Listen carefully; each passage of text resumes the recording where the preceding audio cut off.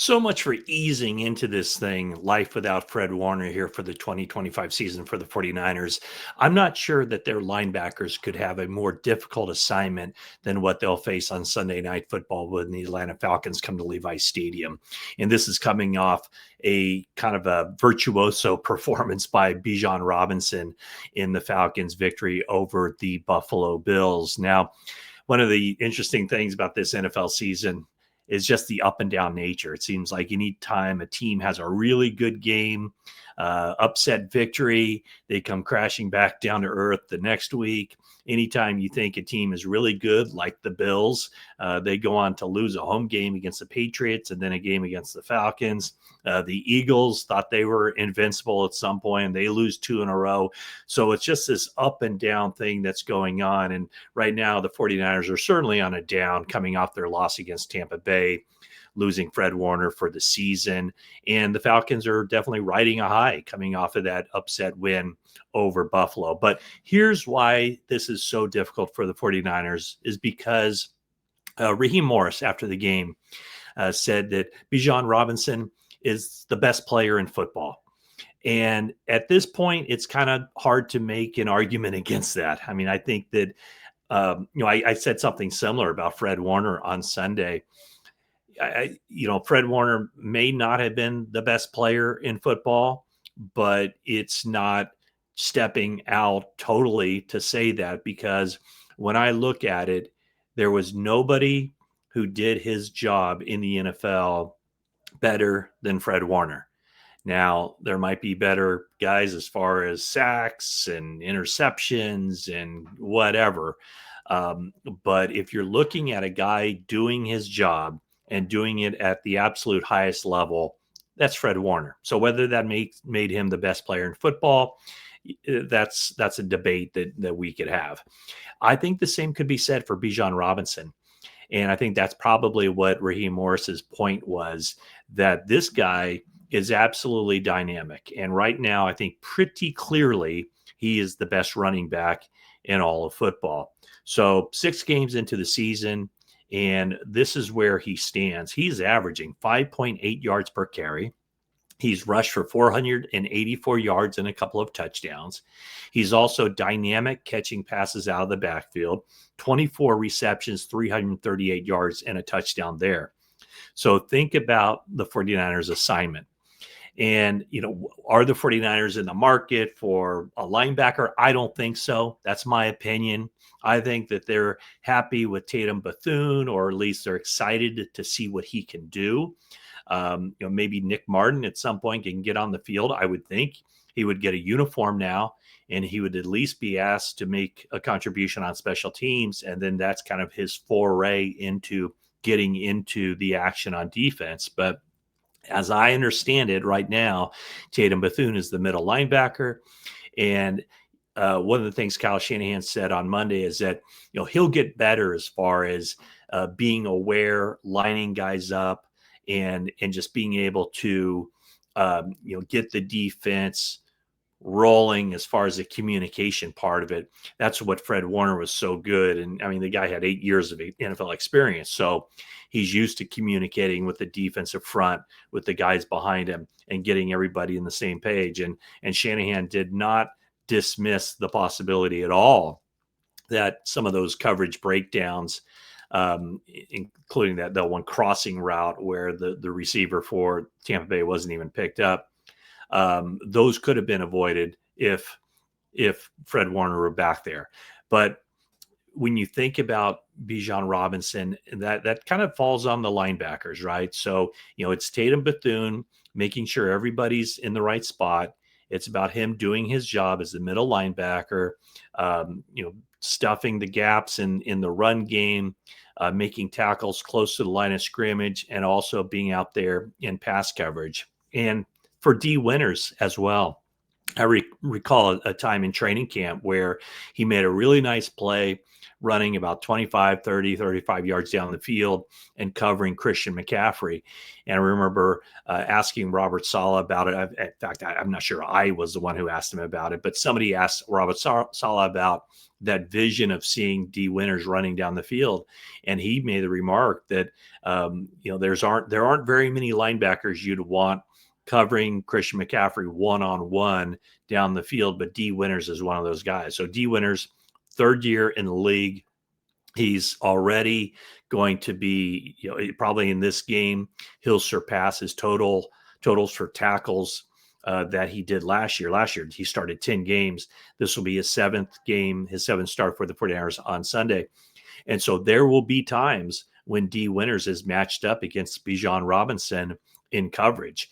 And so when you talk about a difficult assignment for the 49ers in the first full game after Fred Warner sustained the dislocated and fractured ankle, he's in surgery on Tuesday. And the hope, of course, is that he recovers and he makes a full recovery, which this type of surgery, the likelihood that he can return to form is very, very high. And what Shanahan said, kind of threw it out there, 3 months. But let's even use some wiggle room there, even if it's 4 or 5 or 6 months. That means he should be available for the offseason program, for the organized team activities, and then certainly for training camp and be ready to go for the 2026 season. So, one of my thoughts, and I just want to reiterate what my feeling is about what the rest of the season means for the 49ers. They're 4-2. They're 3-0 within the NFC West. So they, through that tiebreaker, they sit atop the NFC West. If they win, one of their final 3 NFC West games, they'll be sitting pretty as far as holding any kind of tiebreaker against the other teams in the division. So the season is not over. My belief is, though, that they can't get to where they want to get without Nick Bosa and the pass rush that he can generate and is counted upon to generate, and without Fred Warner, who is the do-everything guy in the middle of the 49ers defense. But it doesn't mean that the 49ers can't make a run for this thing. It doesn't mean that they can't contend for the NFC West title, even though right now the Seattle Seahawks are playing some pretty good football. The Rams have shown the capability of playing some pretty good football. I think those are 2 really good teams. The Cardinals are being like the Cardinals, just losing some horrendous games.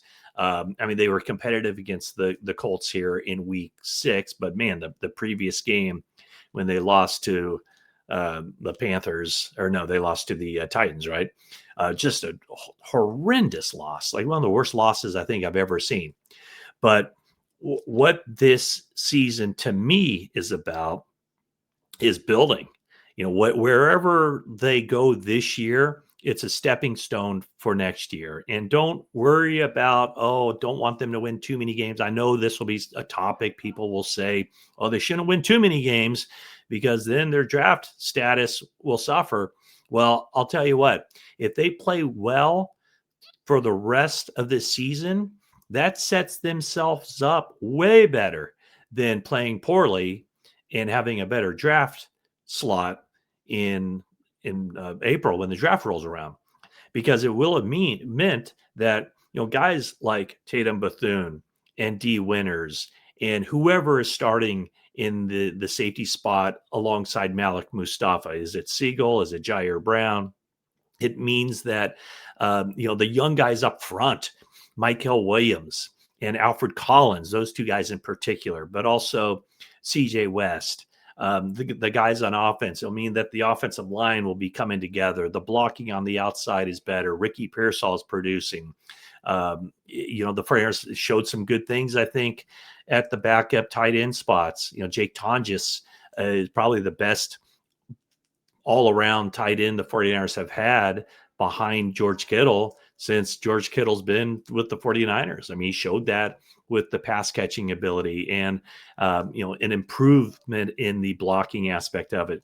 So if the 49ers can hold this thing together and make a run, I think it really sets up well for next year. With Bosa coming back from a clean ACL tear, he should be back close to what he was. Fred Warner back with his injury, and then they'll have some other things to figure out as far as what they focus in on with the draft. I mean, as I look at the 49ers right now, pointing ahead to next season, keep their first 3 picks for sure. Keep most of those 4th round picks, and add an edge rusher, add an offensive lineman, add a wide receiver, perhaps. Those are kind of the spots that you look at where the 49ers might need some help as they point toward this season. Another key for the 49ers, and speaking about the young guys, I haven't talked much about him, but Dominic Pooney. He had the knee injury right before the start of the regular season. There was some question whether he'd even be able to get out there the week 1 against Seattle. At that point, Connor Colby looked like he might be the 49ers starting right guard week 1. Well, now Connor Colby is in there playing in place of Ben Barch, and Pooney, frankly, has not played well. And that's something that he's got to get right, because I think when this season started, the 3 offensive linemen that everybody felt good about were obviously Trent Williams at left tackle, Pooney at right guard, and Colton McKivitz at right tackle. I mean, I think those are kind of universally seen as, the 3 spots that the 49ers did not have to worry about. And McKivitz has gotten off to a good start. 49ers signed him to the long-term extension, paying him $15 million per season. But Pooney now becomes a bit of a question mark. And is it the health that's keeping him down a little bit? But he's got to turn this thing around, because right now where the 49ers are lacking would be at the guard and center positions. The push just isn't there. Do they have the talent to turn it around? I think they do.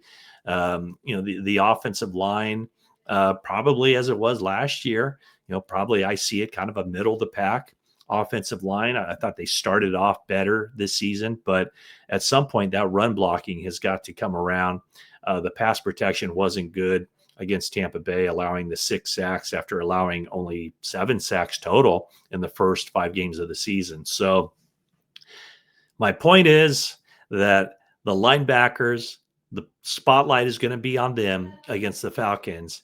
But as this season goes, it's about the young guys getting better, proving that they are the future of this team. And as Shanahan said, and also the veteran guys kind of putting more pressure on them to step up and carry this thing. But, if I gave the impression that the 49ers season is over and there's no use watching or anything like that, that is not what I was getting at. What I was getting at was, as far as it relates to the November 4th trading deadline, 49ers should not devote any future resources, cap or draft picks, to only help the team this season. If they go out and acquire somebody, whatever position, defensive lineman, whatever position, it should be for somebody who they have not only for the rest of this season, but next year as well. So that's what I'll be looking at the rest of the season. And that's why I think this game Sunday night against the Falcons at Levi Stadium is going to be interesting, because it really doesn't get any more difficult for a pair of young linebackers like D. Winters and Tatum Bethune than going up against, arguably, as Raheem Morris says, the best running back in the NFL. Thanks for watching this video, and that is it for now.